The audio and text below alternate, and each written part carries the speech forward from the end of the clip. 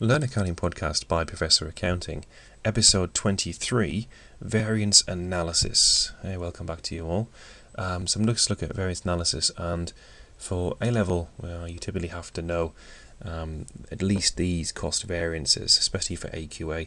OCR, you need to know this as well, but also you need to know the overhead variances as well. So I'm just going to go through these, and I've put on the screen this little diagram.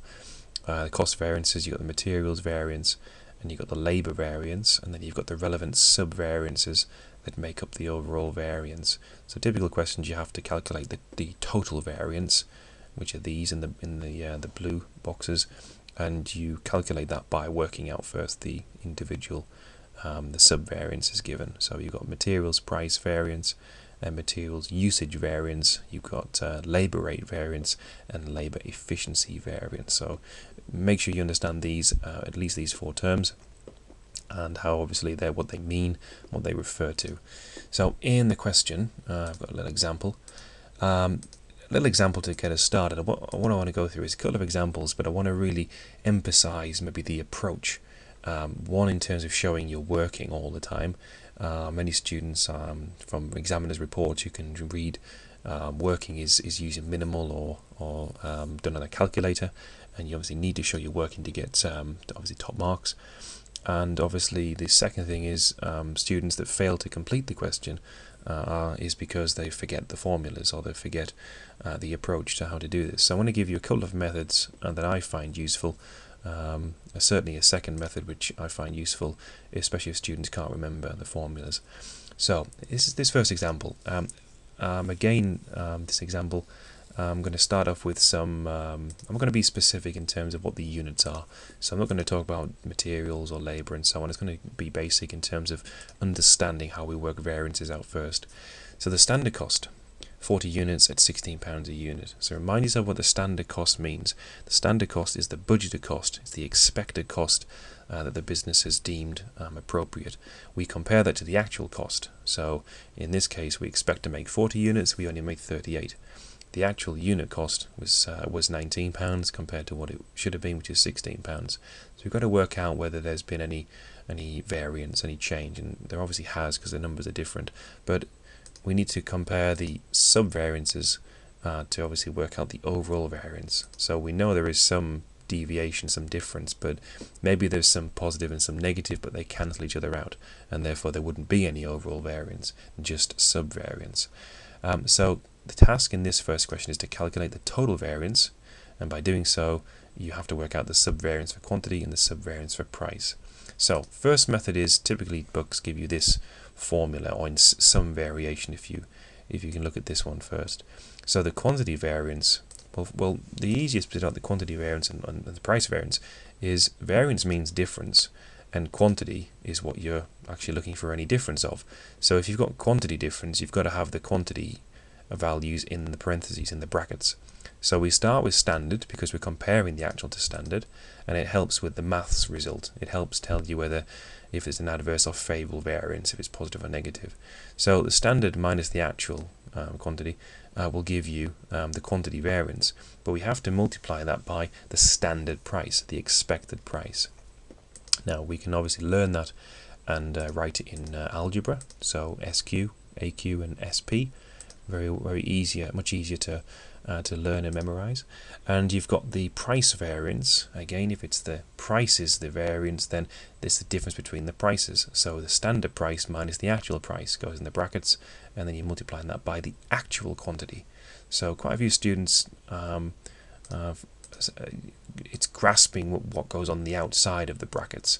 You know it's going to be price in this case, because you've got quantity in the brackets, and you know it's going to be quantity in this case because you've got price in the brackets. But students, I tend to find, they forget, or they swap standard for actual and actual for standard just on the outside there. So the algebra for the price variance, SP minus AP, all times by AQ. So try and remember those, especially if you've been taught them. If not, very good way of learning this. So let's work this out using this first method. So I'll do the working first. So obviously you can do this pen and paper. I'm just using a computer. Standard quantity. So the standard quantity will be the 40 units. So 40 units, and this should be in brackets. I know the values aren't difficult to work out, but I'll just do it anyway. So minus 38, which is the actual units, which gives you 2, and that's times by the standard price, which is £16. So if we work all that out, 2 times 16 is going to give you 32. Just move over here. So let's do this over here, which is, you get 32. So I'll maybe move that. I think if I move that over here, it might give me in pounds. There it is, £32. So I'll move over this cell here. So this one in this case gives us £32, and is it adverse or is it favourable? Well, if you let the maths work it out for you, then this is a positive value, so it indicates it's favourable, and it will always tell you that. It'll always be nice if you do it this way, to give you favourable when it's positive, if you always use the standard quantity in the brackets first. If you use the actual quantity there, if you do actual quantity and standard quantity, and you work it out that way, it's going to give you a negative 32. So be careful how you recall and remember these formula. Use standard quantity always, standard always in each of the brackets, parentheses. So it's £32, and just to justify the £32, £40 in the brackets. 40 is the units, 38 is less units. So you've actually made less units than you expect. So if you're making less units, then obviously, because this is an expense, you're going to have a favourable variance. Okay, the price variance then, let's work this one out. The price variance equals the standard price, in this case is £16. Okay, and don't forget brackets. If you don't use brackets, then the calculator will work it out incorrectly. So 16 minus the actual price is 19. So straight away you can see if we take them away, it's going to be negative, isn't it? So 16 minus 19 times the actual price, which is £19. So move that there. There's the working. And this is the answer, which is, as you have guessed, is it negative 57? Is that right? What have you got? What's wrong in that case? Yeah, you spotted it. What have you used? It incorrect. It's the actual quantity. So the actual quantity is not 19. That's the actual price. Actual quantity is 38. So if we just amend that, typo 38. And this one, yep. So this one, 38. So we get £114. So just to go through that, 16 is the standard price, the 19 is the actual price, and the actual quantity was 38. So we get £114, and it's negative because the standard is lower than the actual. Actual is higher than the standard, and if you keep it that way, you'll always get the negative to mean adverse. £19 actual price. Actual price, I mean, people think of price as being selling price, but this is the cost price. So cost price for these variances, we're thinking about if we've paid £19 now, we actually paid 19 instead of 16, and we're paying more, well, that's an adverse variance. So they are the sub-variances for the question. We now need to work out the total variance, and that is where we add them together. So this is where the negative sign and the positive sign come in useful. So if you've got negative 14 and a positive 32, then you just add them together. So anyway, around 32 plus the negative 14, it's just going to be a negative answer. It's just going to be a lower negative because of the positive 32. So the negative 32 still means an adverse variance. So don't forget to state adverse, or ADV, next to the 82 as well, especially in exam questions. So that's the first method, probably the method you've been shown by your teacher. Useful, I think, but let's just look at method 2. Let's look at another method that I find useful. I teach this method to students, and I do tend to find they remember this one better, and if you remember it better, therefore you stand a better chance of being able to answer a question in the exam. Obviously, if you can't answer a question in the exam because you've forgotten something, unfortunately you're not going to get very many marks. So we need to find ways of getting you to remember obviously the approach best. You need 3 lines, and you've got to remember obviously similar thing to up here. So start off with a standard, so standard quantity times the standard price, leave a line, actual quantity times the actual price. So you've got all standard, quantity and price, remembering quantity and price, standard on the top, actual on the bottom. Some do actual on the top and quantity some do actual on the top and standard on the bottom, but it doesn't really matter which way it is, as long as you understand what's belonging to what. Now in the middle you need a variation. So the first term is the standard quantity. This term you're going to have the actual quantity, and we times that by, in this case you can't have the standard price, you can't have the Can't change it to keep it as the actual price, which is what's there now, because it's the same as the bottom. So it's got to be the standard price. So if you change the first variable, you keep the last one the same as the first. So remembering that is the only thing you have to do, and then you can obviously relate to these two variances. So all standard, all actual, and then actual and standard, obviously by changing the first term. Let's look at what this calculates to be. Then I'll do the working, I think over here. So standard quantity, so you're basically looking at each side first of all. So standard quantity 40 times this standard price is 16. You get 640. I'll show you the numbers first, then I'll go back to the working. The actual quantity, which is 38, and the standard price is 16. Again, a different answer. You make sure you got a different answer in the box. Otherwise, if you get the 640 there, you know you've made a mistake, because it's the same as the top. And then the actual quantity, which is 38, times by the actual price, which is 19,722. So they're all different. They have to be different numbers there, because they're all different variables, or the answer is different in terms of what you're working out. So I'm going to show you the working. So if I just copy them over. So there's the working, and now I'm going to have the answers over here, and you can see the answers. So, and you can see again some connection. We need to spot a connection, obviously a pattern between linking these together. So in this case we've got values. So what we're trying to work out is we want the quantity variance and the price variance. I know we've not got any materials, or we haven't got any labour mentioned, because it's just an illustrative question. So the first one is we've got to look at the first two lines. Price is the same in these first two. Just in this one, you've got quantity the same. So in the first two, we've got price the same, so the quantity is different. Well, whichever variable is different indicates where the variance is. So the quantity, standard quantity, actual quantity, that will give you the quantity variance. Let's work that out first. So quantity variance, which is going to be, well, I don't want all that. So quantity variance, let's type that in. So the first one is the quantity variance, and the quantity variance is the difference between those two values. So as a value, we take the standard, then minus the actual. Again, remember you get the nice, you get the positive and negative signs. So standard is 640 minus the 722. If you notice, I've just noticed something actually. I've noticed these values are the same. They shouldn't be the same, should they?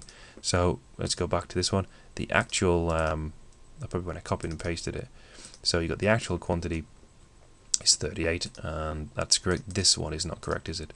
So you got actual quantity 38, and the standard price is 16. So that's what it should be. This one must have copied and pasted incorrectly. So 608. Again, you can always spot that if these have to be different values. So we get here £32 for the quantity variance, and that's these top two values taking away the difference between. Now, is it positive or is it adverse or favourable? It's a positive value, so it must be favourable, because this is a positive number of, relating to an expense or cost. Is going to give you a favourable variance. And in this case, if the actual quantity, the standard quantity is 40, but the actual is 38, you've made less, so it's a favourable variance. Let's now do the bottom two. So they're the top two. The bottom two, you've got the quantity the same, so the price is different. So standard price, actual price, so that's your price variance. And that will be the two bottom values deducted, taken away from each other. Don't forget to take the actual price away from the standard price. So in this case, equals, we got standard is 608 minus the 722, and it gives us a negative 114, so it's going to give you an adverse. Why is it an adverse? You can see the working. Well, what's different about these two? Well, your 19 is different to 16, so it's £19 instead of £16. It's cost you more, so it's an adverse variance. We can add these together. In this case, to give you negative 82, which is again adverse, still negative. Put that there, and this will be the total variance. So total variance, which goes in there. So again, that's it. Again, you see the numbers are exactly the same as the first method. So see which method you prefer. I'm going to just show you another example. Obviously, an example where we split up the quantity and the price into obviously materials and labour, which is again like this diagram. Like here, so I'm going to split it up and show you materials price, materials usage, labour rate, labour efficiency, just in another example. But that is certainly the just the illustration of using two methods. And you can't really use two methods in the exam. There probably isn't time to work out two. Just try and find the one that you best can remember and you can relate to, obviously to help you get the highest marks in the exam. So let's look at this illustration. You might want to, if you want to try this, if you feel confident, you might want to try this yourself first. So you can see the question that ABC is a manufacturer, and you've got the standard cost, and you've got the actual cost. If you want to try this first, you obviously have not done the direct materials and direct labour specifically, but you can certainly adapt the first page and have a go. Obviously, if you've been taught this already, then you may have an idea. So pause the podcast now and try it, and then when you've done it and got an answer, if you have done, then come back and just check your answers. I'm just going to continue and obviously complete this with you, showing you this is a worked example. So for method 1, I want to use, like I did in the first here, I'm going to use this method here, but we need to adapt it slightly because we need to obviously tell ourselves what we're talking about. So quantity in this case it's purely down to the units, and you've obviously got price as well, but units, what does it mean by a unit? So we're not actually told what the units mean. In this case we do, in this question. So we've got kilograms, so that'll be the materials, that'll be the quantity, because we've got kilograms for the material, and we've got the rate per kilogram as well, so that'll be the price. We've also got, for the labour, we've got the number of hours, so that would look at the, obviously thinking of in terms of hours, we're thinking of how efficient are we, efficiency, in terms of thinking of how many hours we're using, are we using more or less than we should, and then obviously the rate as well.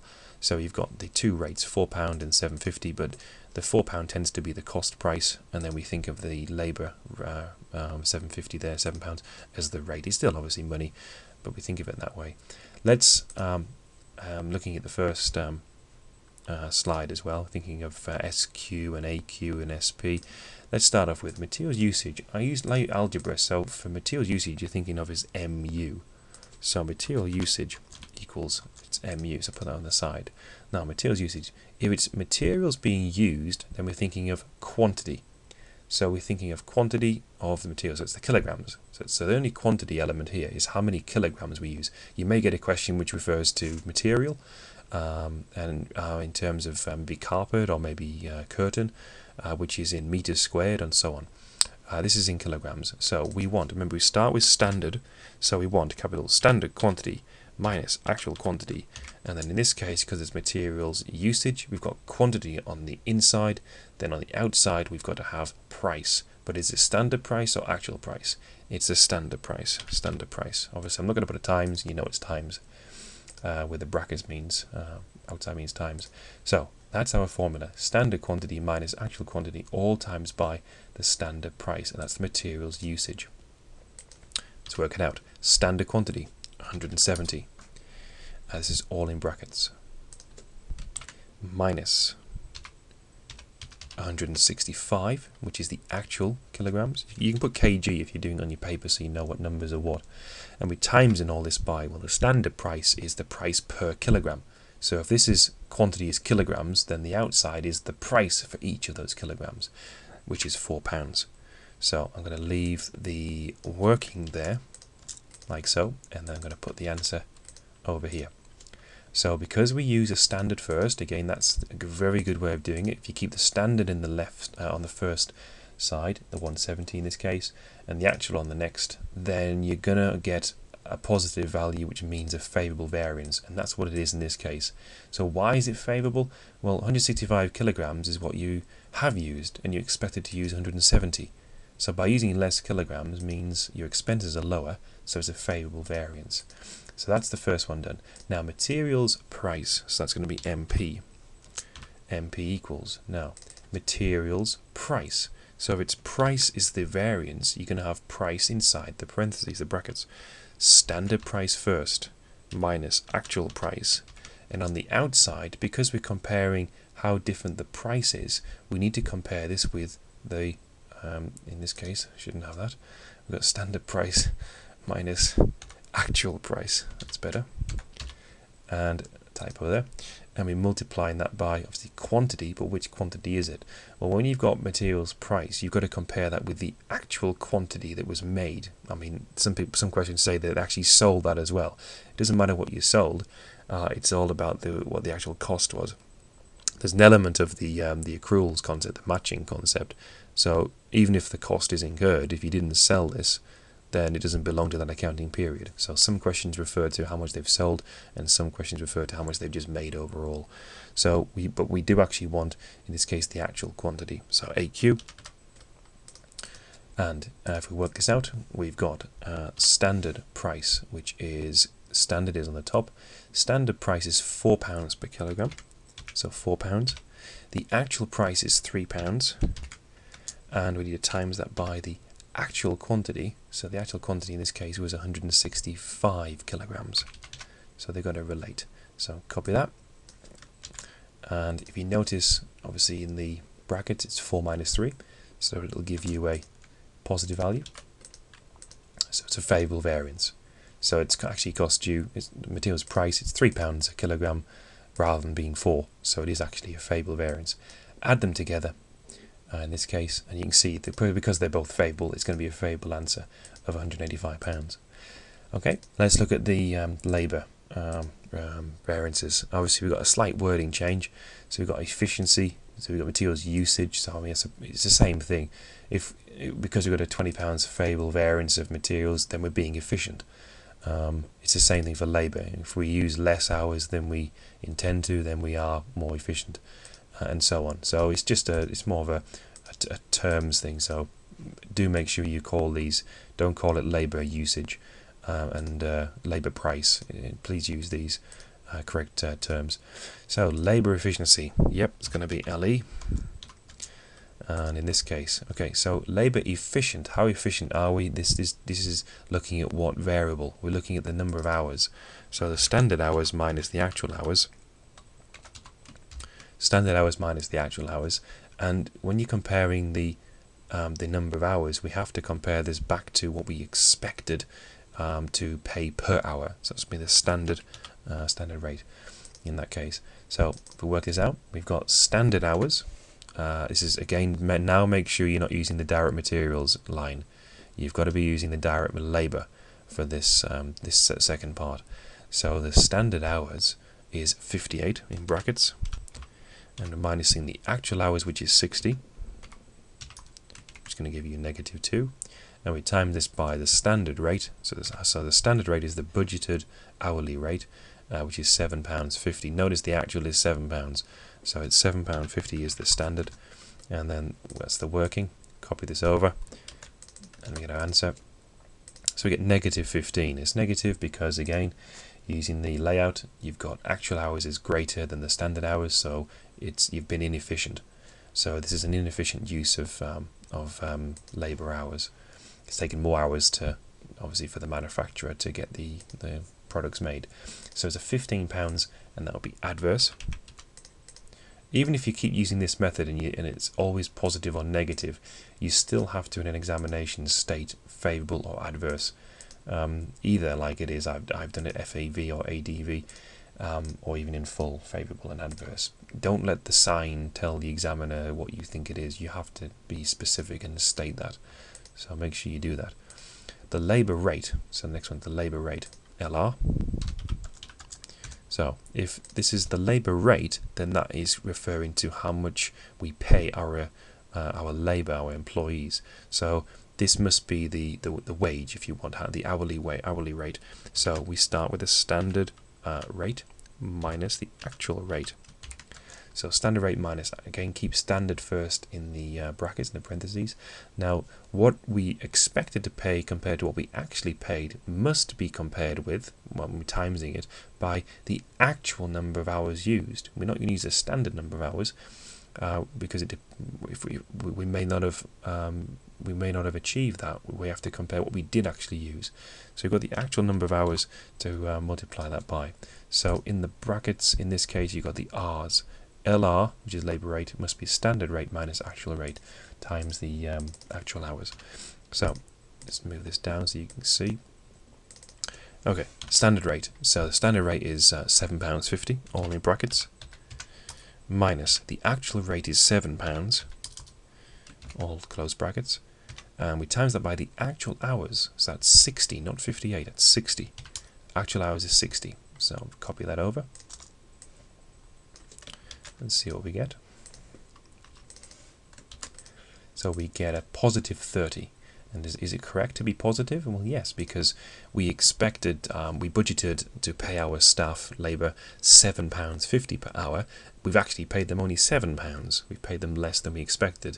Why might that be? I mean, you come on to the topic where you think about reasons for different variances, but it's not as if you've agreed to pay £7.50, then suddenly you say to them, we're only going to pay you £7. There's obviously a legality issue with that.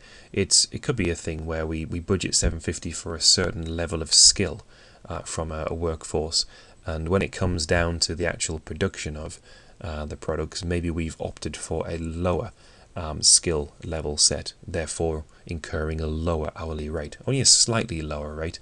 It's not a case of, for example, £13 expecting to pay and then suddenly we're paying £7. It's not a great difference, but certainly that you could argue that there's been a skills reduction there because of the lower rate. People tend to get paid according to their skills.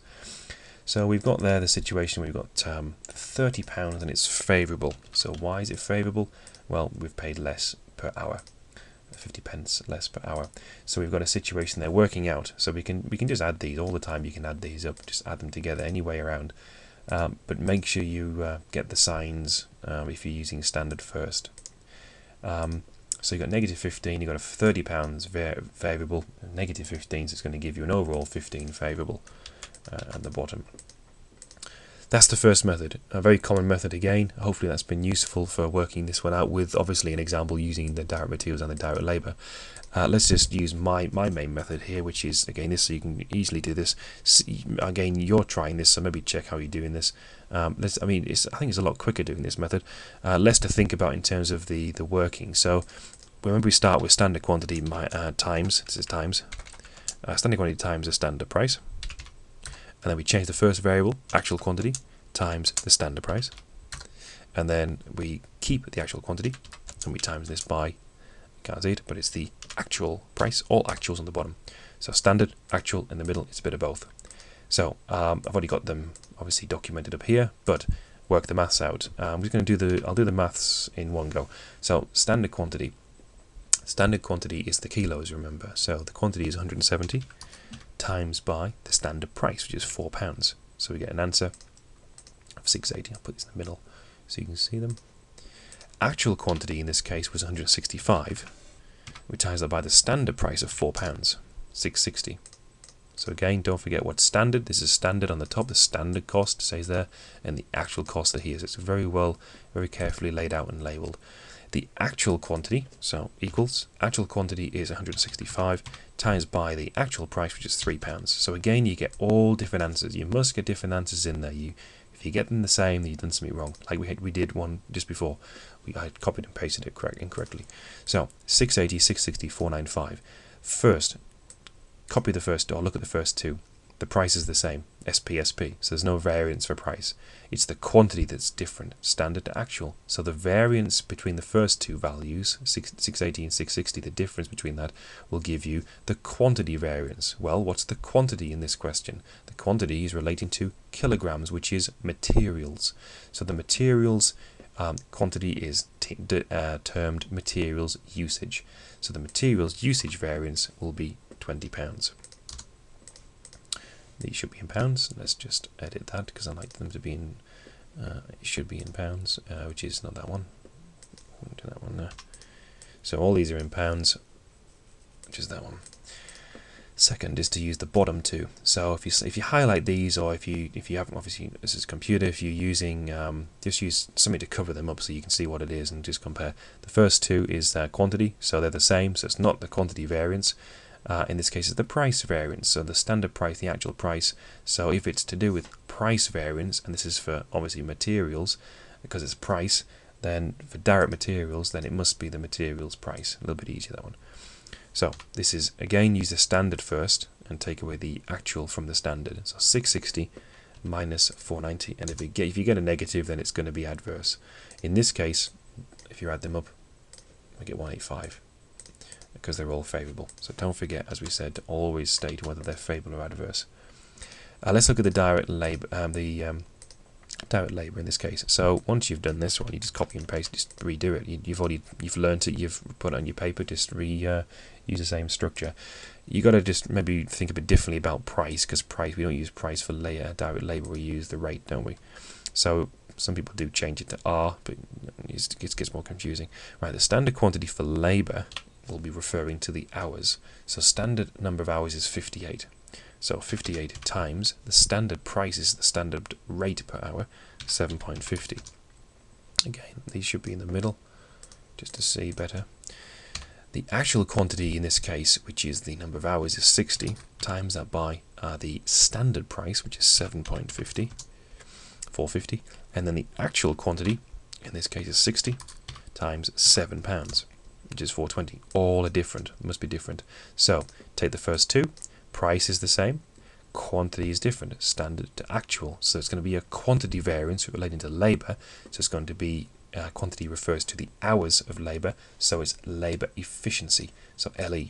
So labour efficiency will be the difference between the first two. Now use the standard first, so standard minus actual, because then you get a negative value and it means adverse. I'm not going to go on about that all the time. You must know what I've said by now about this. Negative value means adverse. It's always if you use standard first, standard minus actual. The second one, which is these two variables, the quantity is the same, and it's the price that's different. So if the price is different, then it's a price variance. Price relates to in direct labour terms as the labour rate. So labour rate being 450 standard minus 420, which is 30 positive, which is favourable. Add these together and you're going to get 15, but it's positive, so it's favourable as well. And you can see there for the whole of method 2, you've got exactly the same. So it's 15 favourable there, and 185 favourable, 185 favourable there. So just to no matter which way you do it, as long as you follow the process in working these out, you can see that. I should do is use a different colour. I thought I did. You just follow the process, you'll always get a same thing. So either method, you're getting an overall variance correct, and you're getting the subvariances absolutely the same. You're not going to get 15 there and 15 there with different subvariances, because you're basically doing the same thing, just in a different order. So there's obviously that's the second question there. So I'll plan to do a few more questions, obviously relating more to the exam. There's hopefully that's been it. It's definitely an introduction, getting onto some using this in a harder way, I suppose, for exam questions, because quite a lot of students are asking for work on the flex budget, so where you have to flex the budgets. And it's the same thing for variances, because variances are basically comparing budgets with actual outcomes. So you have to flex budgets. And I'll show you some specific examples about flexing, because that tends to be an exam theme, exam topic. So please look at this in terms of a couple of examples. I haven't done a third one. 2 should be suffice for this stage. I will obviously, again, like I said, look at a few more. Maybe obviously put them on the screen, let you have a go at them, and then you can work them out. But certainly look at the learning the formulas. You don't get these in the exam. It's not a maths exam where some cases you get set formulas. You don't get anything given to you. You've got to learn these by heart. So find which method you prefer. I still find value in learning method 1. Reason being is if you learn method 1, you've got an actual way of working out one particular variance. Whereas if the disadvantage in my method, the second method, in some ways, you've got to work out all of this to then work out with all the variances, and you may not need that. So each of these methods has their own merit, let alone obviously method 2 actually being a little bit easier to remember. Typically the exam does ask for all of them, so I think method 2 has it. Certainly I'm a bit biased, but method 1 certainly is useful as well as method 2. Well, I want to thank you for stopping by. I want to thank you obviously for watching this, please do rate the podcast and give me some comments. This has been a podcast on variance analysis by Professor of Accounting, and we'll see you next time for another podcast shortly.